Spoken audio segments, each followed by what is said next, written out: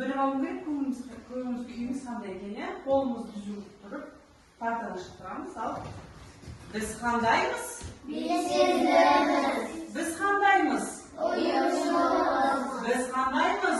Жауаптымыз. Біз қандаймыз? Доспыз. Тамаша. Ал енді бүгінгі сабақта ұйымшылдығымызды, дос екенімізді, сабаққа белсенді екеніміз көрсетеміз. Отырыңыздар. Бірге берген тапсырма, иә? Майда бірге қандай тапсырма берген? Кешегі сабақта? 35 жаттығуды орындаймыз. Қалай болу керек болған? Карина? Берген оқыз, иә? Мәтінді. Тапсырмасы мәтінді оқы, әм сөйлемнен кейін тиісті таныс белгісін қойып, мәтінді көшіріп жаз, мәтінге ат қой. Жақсы, тамаша. Ал бірінші сөйлемнен бастаймыз. Әне дәулет бастаңызшы біріншісіз. Мәтініңіздің атын қойыпсыз ба? Ал бастаңыз.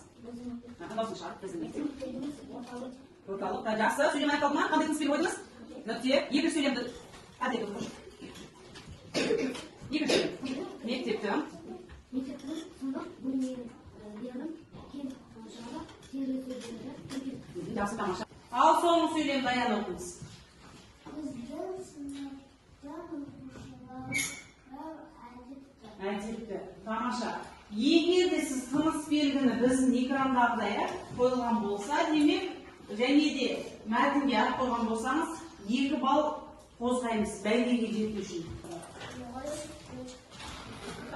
Бүгінгі сабақтың тақырыбын ашу үшін біз видеоны көреміз.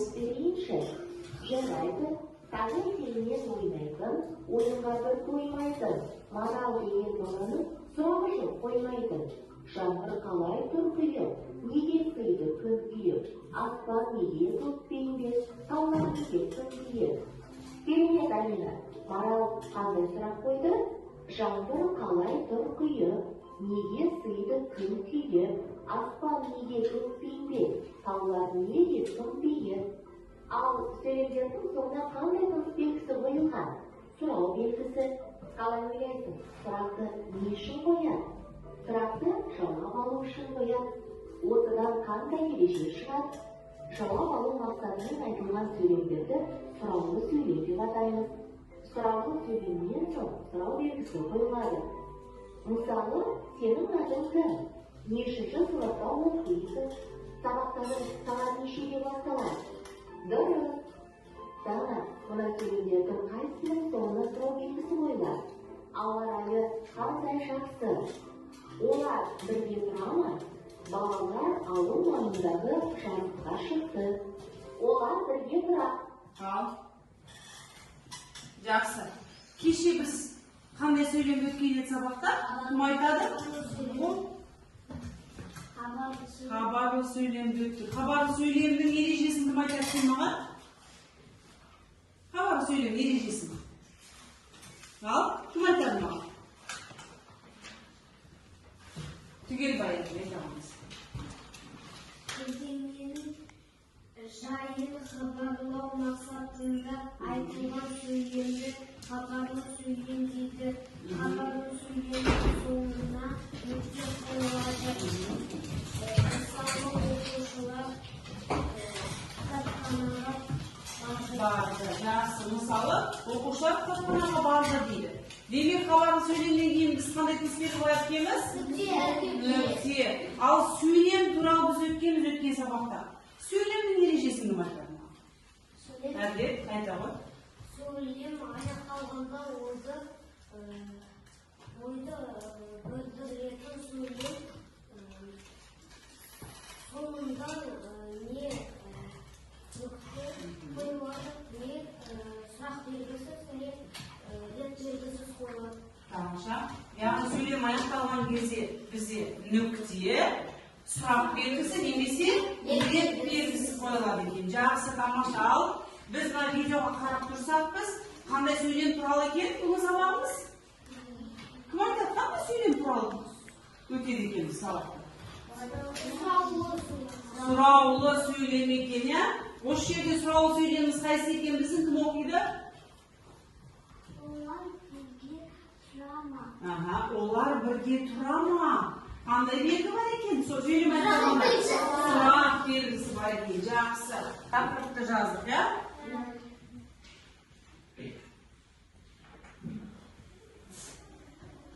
Жазған болсақ, ең бірінші тұрған 32-ші жаттығуға қараймыз. 32-ші жаттығу.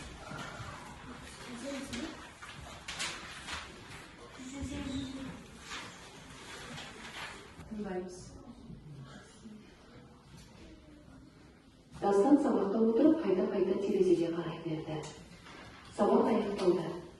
Дастан далаға жүгіріп шығып, бар даусымен мені шақырған кім? Деп айқайлады. Оған күңкілдеді. Болған кішкене құс әндетіп сайрады. Оған қызыл шие сабағын жемісін ұсынды. Дастан туралы дұрыс. Енді бізде осы жерде 37-ші жаттығу, я? 37-ші жаттығу ма еді? Қараңыздаршы, мәтінде осы жерде не туралы және негізгі ой неде екен? Негізгі ой неде болып тұр? Не болып тұрса жаттығуда? Қараңыздаршы, 37-ші жаттығу. Енді осы жерде біз бүгінгі сабағымыздың сөйлеміміз бар ма екен? Бүгінгі сабақтың сөйлемі? Енді қайсысы ол? Кім айтады?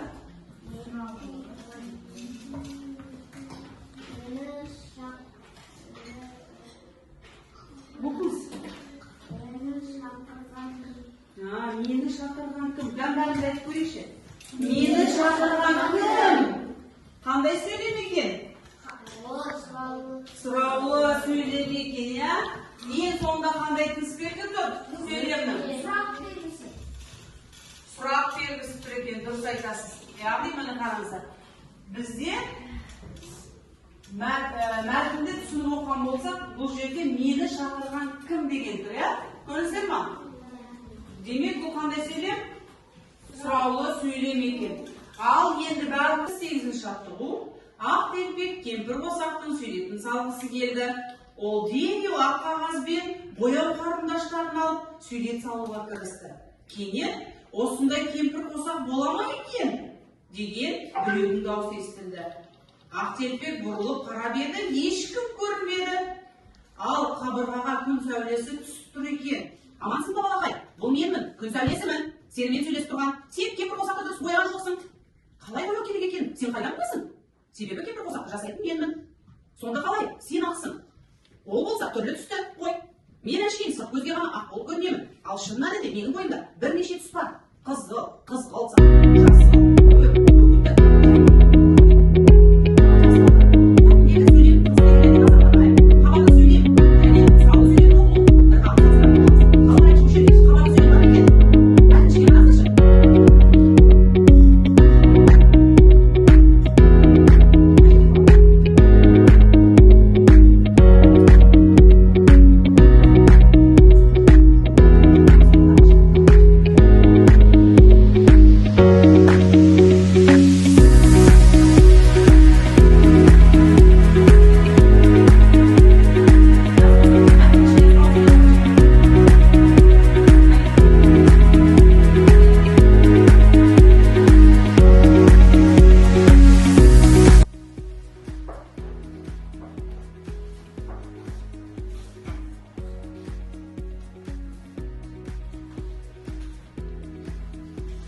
Ал біләйін шығыңыз, тақтаға екі сөйлем жазыңыз.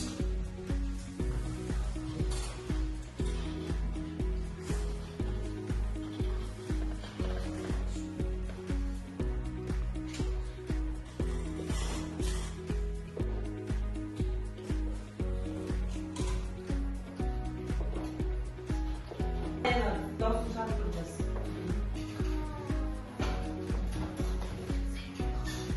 Берілген оқимыз. Оқимыз.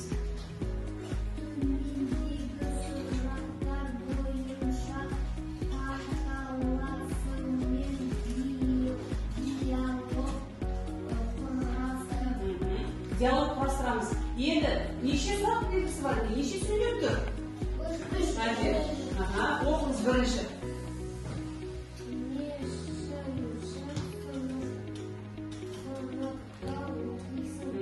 Ал мына қараңыздар, осы сіздер төртеуіңіз бірінші сұраққа, яғни диалог құрастырасыздар жұппен. Келесін оқыңыз Аяна.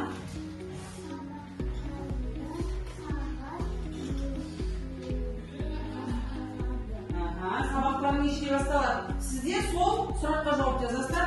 Ал келесі сіздер үшінші сөйлемді оқыңыз. Оқы, Карина, үшінші сөйлемді.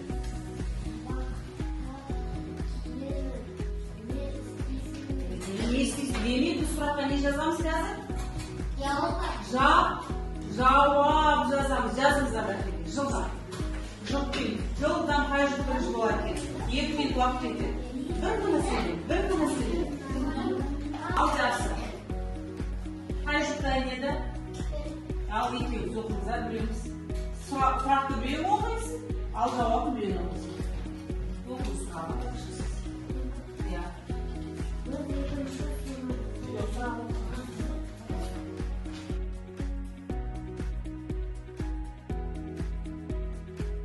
Топпен жұмыс жасаймыз. Экранды көріңіздер ғой, иә? Сурет көремін. Маркерларымыз бар. Сіздер бір сөйлем құрайсыздар. Мектеп туралы, сіздер сынып туралы қараңыздаршы. Ал сіздер есе балалар туралы. Жылдан бір сөйлем жазыңыз. Абат сөйлем біреу, сұраулы сөйлем біреу қайтса, маркермен сіздер мектеп сіздер.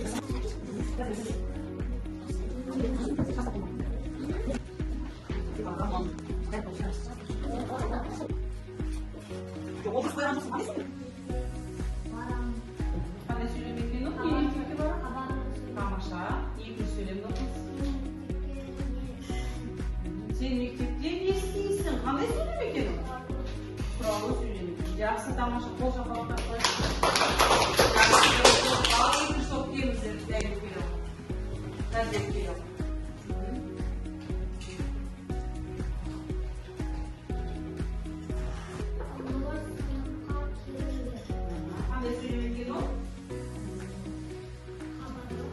Хабарлы сөйлем екен. Балалар, сыныпқа келіңдер.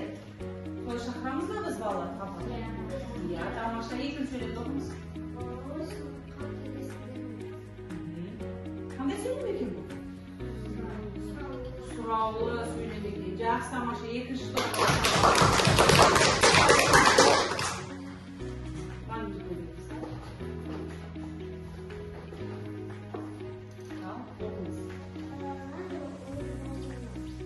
Балалар, ойнаймыз. Естет балалар. Ойнайтынды. Хабарлар. Қандай сөйлем екен ол? Екінші сөйлем оқыңыз.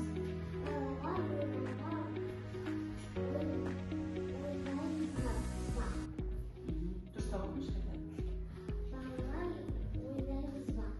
Қандай сөйлем екен ол? Сұраулы. Себебі? Қандай іскерлік бар екен? Сұрақ белгісі бар екен. Жақсы, тамаша. Хабарлар қоясыз. Жақсы. Демек біз мектеп туралы екі сөйлем жаздық, иә? Бірінші сөйлем. Қандай сөйлем болды?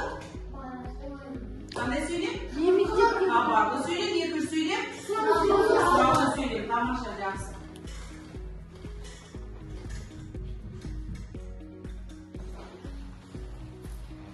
Балалар, бұл 8 жаттығуды біз тақтаға орындап, яғни тақтамен жұмыс болды. Бұл жерде бізде 4 сұраулы сөйлем болды, иә? Тақтаға орындағымыз. Кім тапсырманы дұрыс орындаған болса, 2 балды қосылған болды.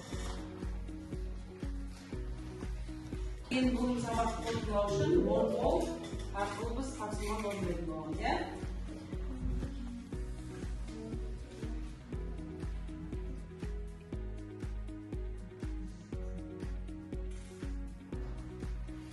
Оқыңыз, бірінші берілген сөйлемді оқыңыз.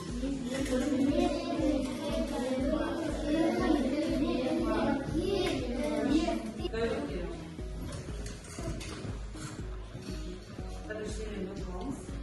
Мен бүгін мектепке ерте келдім. Қандай сөйлемді? Хабарлы.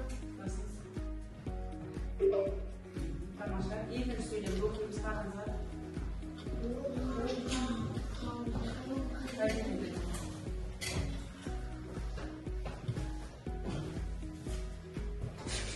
Содан қол шапалақтады.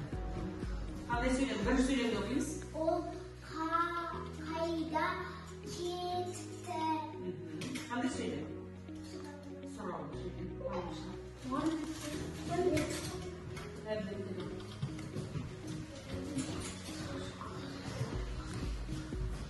Шықты алып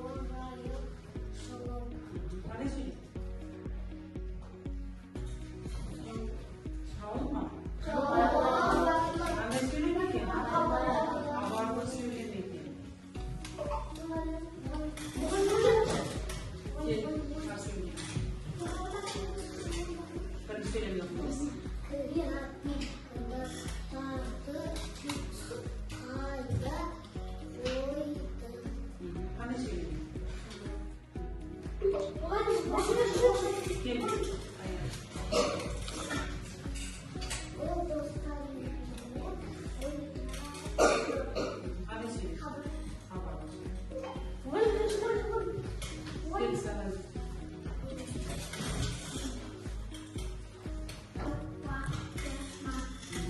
Bugün canlı var mı? Hadi söyleyin.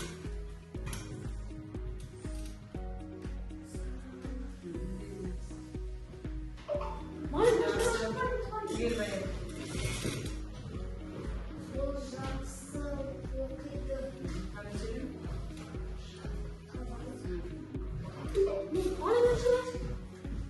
Konuş hadi. Gelin. Hadi gelin. Bırak.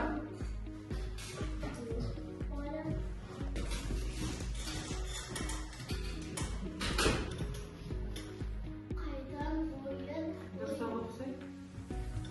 Kaydan boyun oynağın kirli.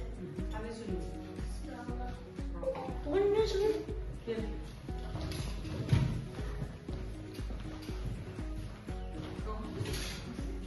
Şimdi çünkü var arasın var. Hadi söyleyin. Sonra Bravo. Gelin. Hayır. Gelin.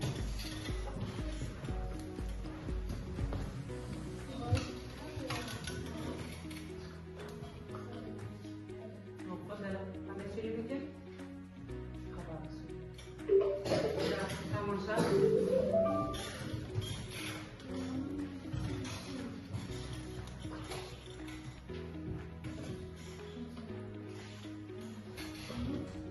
Ana жерде біз сөздердің бәрі адасып тұр. Сол сөздерді орнына қою арқылы сөйлем құрастырамыз. Ал, шеш.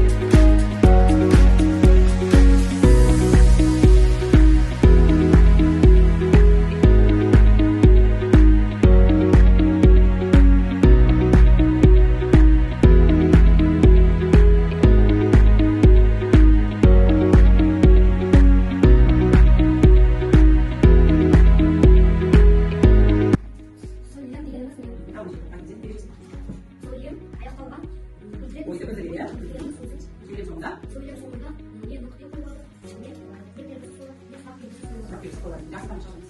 Ал екіншісі келіңіз. Міне екінші бар. Қабақ сөйлемегеніміз не еді жаңа? Мәдениетің жайы мақсатында айтылған сөйлемді хабарлы сөйлем дейді. Жақсы тамаша. Қабақ сөйлемге қандай тіспе болады екен? Жақсы тамаша. Ал келесі дәлелден.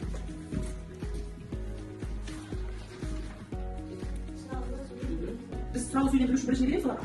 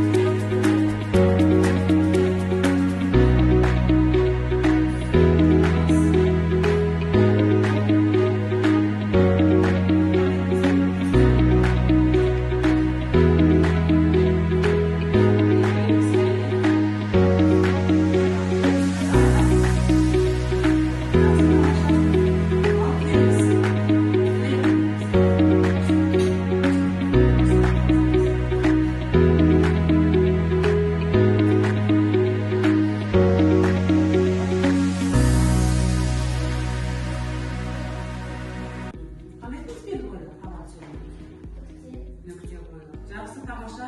Карина кел.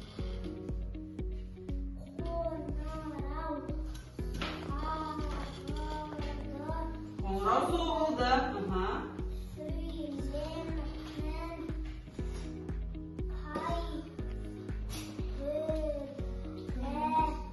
Сөйлемін қайтыр екен. Қоңырау соғылды. Қайтыр сөйлем. Қоңырау соғылды. Нүкте қойылды. Демек қандай сөйлем екен ол?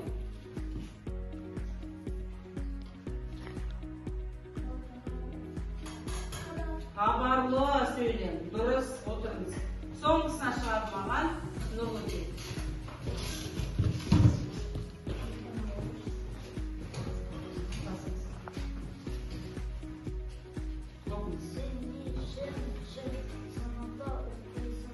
Қандай сөйлем екен? Сұраулы сөйлем. Не үшін сұраулы сөйлем? Себебі сөйлем соңында қандай тыныс белгі? Сұрақ белгісі. Тамаша отырыңыз. Аштық. 40-шы жаттығу үйге болады. Хабарлы сөйлемдерді сұраулы сөйлемдерге айналдырып дәстүрлеміз. 40-шы жаттығу 92-ші бет.